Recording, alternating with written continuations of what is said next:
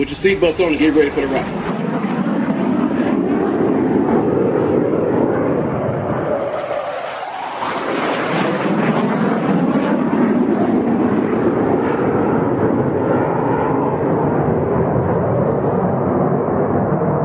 We're the freaking New York Jets, so we're built for this shit.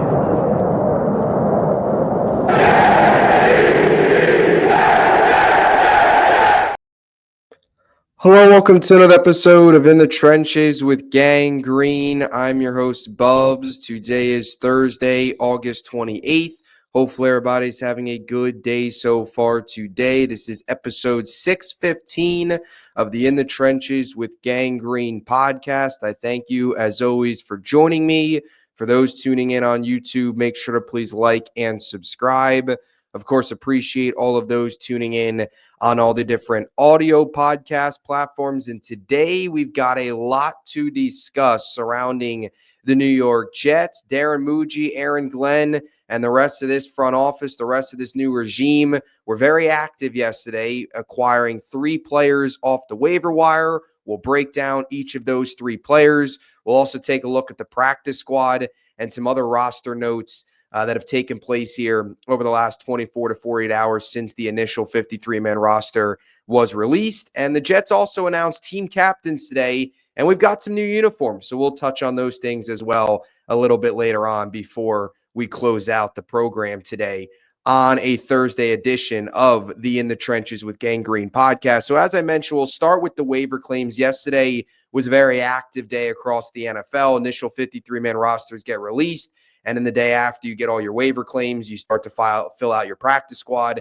And the New York Jets picked up 3 players yesterday: Jelani Woods, Essapol, and Cam Jones. So I want to break down these 3 players.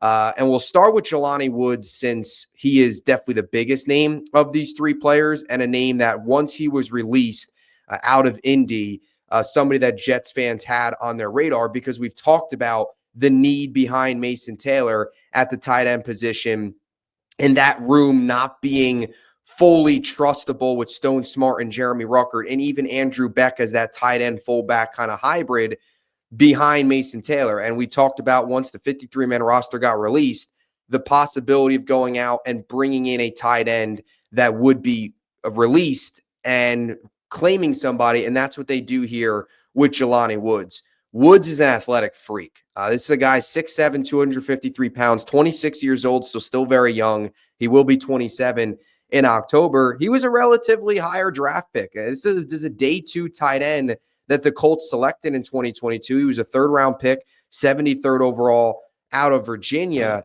Unfortunately for Woods, his career so far has been derailed due to injuries. You look back at his rookie year 2022 season, he played 15 games. He only played 24.6% of the snaps, but had 25 receptions on 40 targets, 312 yards, 12.5 yards per reception, and 3 touchdowns. Did some good things, showed some flashes, and the last 2 years has dealt with injuries. 2023, he had a nagging hamstring injury that sidelined him for the entire year. And in 2024, he dealt with a toe injury the entire season that sidelined him as well. And you fast forward now to the preseason this year with Jelani Woods. He's back healthy, and he's looked really good in his preseason this year. 7 receptions, 75 yards, 10.7 yards per reception. He's had 2 contested catches. He's had 1 missed tackle force. Out of those 75 yards, 56 of them have come after the catch. And he's first among all tight ends this preseason that have played at least 5 snaps with an 89.6 receiving grade.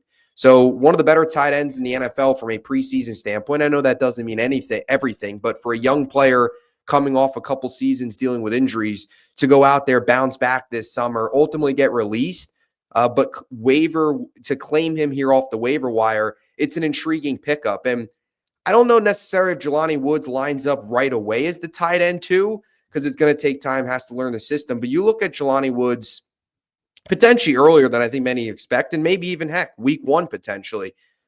He could be the tight end too right away.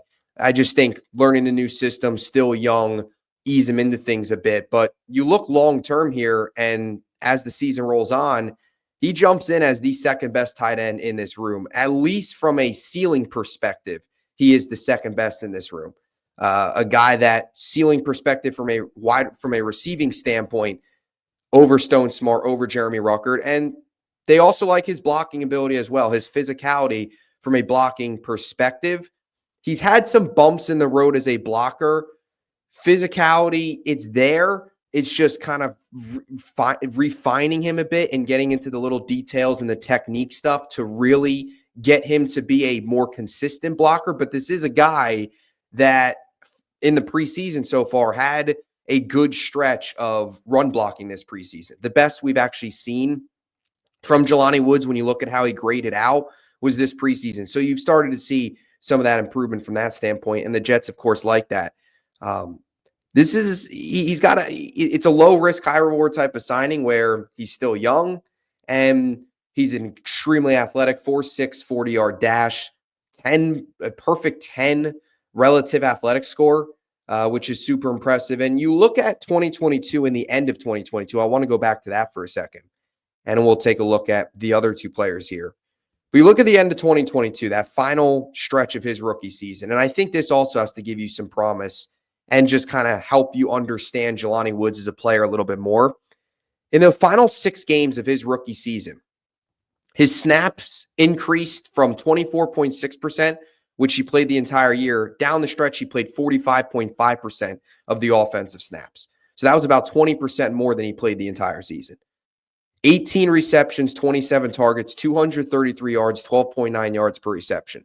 That was in the final 6 games of his rookie season. If you average that out across 17 games, that's 51 receptions for 660 yards. That is a really, really good season. And that was what was unfortunate about Jelani Woods is you look at that final stretch in his rookie year, and then you look at the injuries that he had dealt with. It looked like he was on the trajectory to take another step in year 2, year 3, so on and so forth, and ended up not doing that with the hamstring and the toe injuries. And now he's back here 2025, had a good preseason, and you get an opportunity to get him on this roster. Fits the mold of what the Jets are looking for. A young player with untapped potential and a guy that can step in as the tight end too right away next to Mason Taylor because he's an upgrade over Stone Smart and he's an upgrade over Jeremy Ruckert. And we'll see if Jeremy Ruckert sticks around in this roster. Are the Jets, I doubt they're going to hold 4 tight ends plus a fullback, right? So you look at this team, and I think Ruckert's probably the odd man out because I think Stone Smart's been better than Ruckert, but only time will tell once week 1 rolls around. So that's Jelani Woods. We now move on to Issa Pohl here, or Issa Pohl rather. Another tall player, 6'7", 319 pounds. Signed with the Chiefs as a UDFA out of Washington State. And something interesting with Issa Pohl, he's a rookie, or Issa Pohl rather, he's a rookie, but also had a top 30 visit with the Jets. And that's something to note because the Jets, you could tell with this regime so far, has taken a lot of value into the top 30 visits. They had a top 30 visit with Arian Smith. What did they do? They ended up drafting him. And I believe Dean Clark as well, who's on this practice squad, they also had a top 30 visit with, and they ended up drafting him and a couple other players as well that have made their way onto this roster as rookies. The New York Jets had top 30 visits with. So something clearly that Glenn and Muji really value, and obviously saw something in Issa Pohl top 30 visit perspective. Didn't get him as a UDFA, but gets released now in Kansas City and has the and jumps on here with the New York Jets. This is a guy who had a really solid preseason, and I've always said this, the one way you can tell if you're getting a good player or not, or a move that is good or not, is how the opposing fan base reacts. And not just with Issa Pohl, but Cam Jones as well, who we'll get to here in a second. Chiefs fans were upset to see both these players go. Now, in terms of Issa Pohl, this is a guy who had a really good preseason, 49 pass blocking snaps in the preseason, 84.1 pass block grade, and he allowed 0 pressures. When you look at his college numbers, really good stuff in his last college season with Washington State. In his final year, 498 pass blocking snaps, 9 pressures, 0 sacks. And he had the 8th best Pro Football Focus pass block grade among all offensive tackles last year in college football, which is really impressive. So you get some tackle depth. We'll see how that all plays out. The Jets did end up releasing Marquise Hayes as a result of this. Now, they also released 2 other players, which we'll get to here in a second. But you bring in a young piece, a player that they had a top 30 visit with, somebody that they clearly looked at during the draft process. He had a good preseason, numbers game in Kansas City, gets released, but the Jets bring him in here as depth along that offensive line. The final of the 3 waiver claims for the Jets, another Kansas City Chief, and that is Cam Jones. Been around now for a couple of years. Entering year 3, 6'2", 227 pounds. Was also signed on with Kansas City as a UDFA out of Indiana in 2023. So entering his 3rd year here, 25 years old. He'll be 26 in October. So another young player with some experience here. And this is really a special teams addition for the Jets. Cam Jones also had some other suitors. The Colts actually also put in a claim for Cam Jones as well. So he was somebody that was certainly looked at around the league once he hit waivers. The Jets ultimately getting him. But yes, he's listed as a linebacker, and he will fit in as linebacker depth. 34 games played in 2 years. He's played every single regular season game out of a possible 34. He's also appeared in 4 postseason games as well. 36 tackles, a quarterback hit from a linebacker perspective. But really what you're getting out of Cam Jones is a special teams piece and a special teams threat and a special teams weapon. You look at his 34 games played, 562 snaps on special teams over 2 years, 13 tackles on special teams, only 3 missed tackles. So a really good tackle to missed tackle ratio across those 562 snaps. Had a 90 special teams grade last year in 2024, which ranked 6th out of 220 qualified players.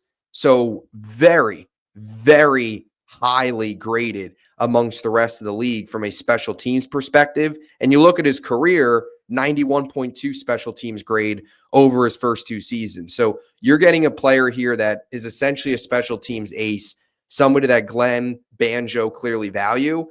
And the Jets, Banjo has made it clear the type of players that he likes on special teams. You've seen him coaching up special teams, obviously being the special teams coordinator, but very vocal coach, a type of guy that knows what he wants in his players. And Cam Jones kind of fits that billing of that type of special teams ace that will join this Jets team here. And hopefully a team that is shaping out to be a much improved special teams than what it was a year ago. So that was Cam Jones as well. So those are your 3 waiver claims. Jelani Woods, of course, the biggest. Issa Pohl, Cam Jones, depth pieces, special teams piece there. Now, with these 3 moves, the New York Jets also released 3 players. They released Tyler Johnson, which came as a surprise. Now, they did end up getting him back in the practice squad, so we'll talk about that here in a second. They also released Zaire Barnes and Marquise Hayes. Zaire Barnes, Marquise Hayes, as of this recording, are not on the initial 14-man practice squad up to this point. So something to keep an eye on. Things are still very fluid. We'll see what happens. But just on the note of Tyler Johnson, right, they end up getting him back. They sign him onto the practice squad, so it doesn't mean much from that perspective. Like, he's back with the team now, got released just to open up a spot, and he's on the practice squad. But you look at this Jets wide receiver core right now, and you look at just some of the other positions. So to open up the door for these 3 players, Tyler Johnson was one of the odd man out. And again, this 53-man roster is not the exact 53-man roster that you might see on week 1 against the Steelers, but they only have 5 receivers right now on the active roster: Garrett Wilson, Josh Reynolds, Alan Lazard, Arian Smith. And you look at that room and you still don't have a ton of confidence in it outside of Garrett Wilson. And I get it, and I've talked about this a ton. The way things are going to be structured, the wide receiver 2 in this offense is not going to be your prototypical wide receiver 2. He's most likely going to be your 4th most targeted pass catcher, because it's going to be Garrett, it's going to be Breece, it's going to be Mason Taylor, and then it's going to be whoever your wide receiver 2 is. But there's some names out there. I know, of course, the Jacoby Myers news has popped up. I doubt that's a move that the New York Jets make, but something to keep an eye on.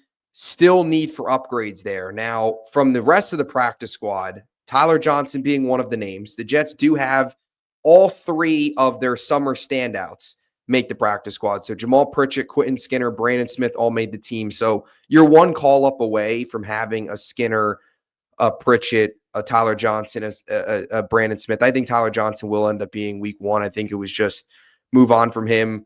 You released him, don't have him subject to waivers, and then sign him right back. Kind of the roster gymnastics type of move with Tyler Johnson.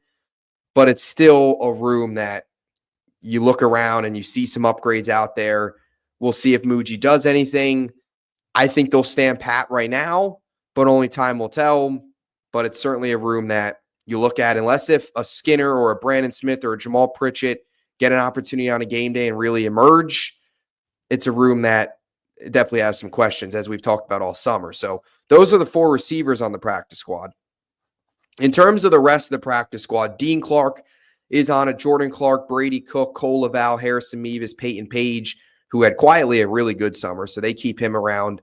Jackson Sermon, Boog Smith, Eric Watts gets signed on after getting cut. He cleared waivers, and then Leander Weingand also on the practice squad. So those are your 14 practice squad Jets so far. With moves still, things are still fluid. We'll see if anything else happens over the next couple of days here before we get ready for Pittsburgh starting on Monday. Couple other notes here before we close things out. By the way, Jarek Bernard-Converse got claimed. Malachi Corley went to the Browns. So those are a couple of Jets that found new homes already. Adrian Martinez to San Francisco. So that's some of the other updates there. Now, the Jets released team captains today. Justin Fields is a team captain. Garrett Wilson, AVT. Those are your 3 offensive captains. Your 2 captains on defense, Jamian Sherwood, Quinnen Williams. And then a special teams captain, a little bit of a surprising one, but Marcelino McCrary-Ball. The Jets coaching staff has been very, very vocal about McCrary-Ball. They've really liked him. I've talked about him a ton on this podcast as a guy that stood out a lot this training camp. Clearly a piece that Banjo likes in that special teams room, providing some depth at linebacker, of course, as well. Other than that, no real surprises, though. You knew Fields would get it. You knew AVT, Garrett. Happy to see Garrett get it. Sherwood, Quinnen. Sherwood steps into that CJ Mosey role. He's the Mike linebacker. He's calling the plays on defense, so he's obviously a big leader in that room, a vocal leader in that room. And then you have McCrary-Ball as well. I know some people brought up the whole Sauce thing, that he wasn't named. The 3 offensive and in the 2 defense and 1 special teams, there really was no room for Sauce, because I would also give it to Sherwood and Quinnen as well. Quinnen's one of the longest tenured Jet, and Sherwood is the vocal leader calling out the plays on defense. So he's, of course, going to have the C, and he's really assumed that role really well. So I don't read too much into it. I still think Sauce is a leader in this room. I still think this is a guy that is going to play a big role from a leadership perspective this year. And as somebody that is obviously a big piece of this defense as well on the field from his play.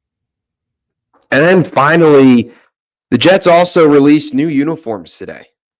The Revival, or the rivalry uniforms. Here they are, Gotham City Football. Threw it up on the screen here for the YouTube audience. I actually like these uniforms. I'm pleasantly surprised.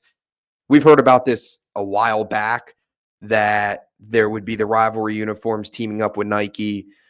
So the Jets will wear these week 14 against the Dolphins. AFC East is one of the divisions this year that have it. Every year they're going to switch to another division, and divisional games, you wear those uniforms. So I believe the Dolphins will wear their uniforms against the Jets in week 4 when the Jets play in Miami on Monday night. And then the Jets will play Miami back at home in December again at home week 14. So they'll be wearing those uniforms. I actually like them. And like I said, they exceeded my expectations. I didn't have very high expectations for them. I thought they would be some kind of weird gray. That was kind of what you heard, some rumors and some people creating some mock-ups of the jerseys. And I didn't have very high expectations, but I actually really like them. I think they did a really good job with them. So hopefully the Jets winning them. That's ultimately what matters. And I'll throw this out there too. Week 14 against Miami, December. Let's hope that's a game that the New York Jets are playing in with playoff implications in the mix, right? That's the start of December football. That's their first game in the month of December. We talk about this team playing December football, playing meaningful games in December. Let's hope that game against the Dolphins with those new jerseys on, which I really like, not only get a win in those jerseys, but get a win that means something. So that's my hope as well. That's the first of 4 December games. Let's play meaningful December football this year. Let's win meaningful December football for once. Let's do that as well. So that'll do it. Another episode in the books. Appreciate you all so much. Let me know what you think in the comment section down below for the YouTube audience. What are your thoughts on the Jets' 3 waiver claims, practice squad, thoughts on the receiver room, any other thoughts on this roster as we get closer to week 1? And any other Jets takes you got, let me know down below. We'll be back with a lot more content coming your way. Stay tuned. A couple days from now, we'll have my full New York Jets 2025 season preview out. One of my favorite episodes to do every single year. Statistical predictions, record predictions, any prediction that you could think of, we'll have it. So stay tuned for that. And appreciate you all as always. Until next time, JETS, Jets, Jets, Jets.